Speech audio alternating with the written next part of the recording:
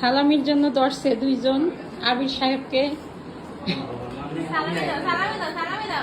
এখন দেখা যাক আবির সাহেব কি করে। দেখি পরি তাকাও।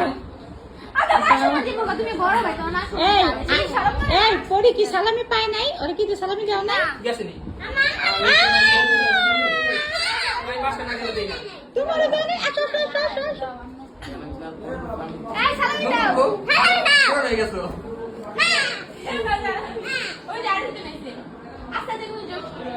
সালামির জন্য চলতেছে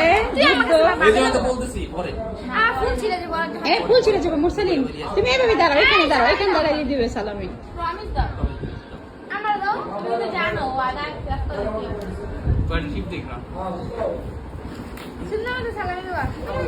আনকি পরি সালামি কবে দিবে? পরি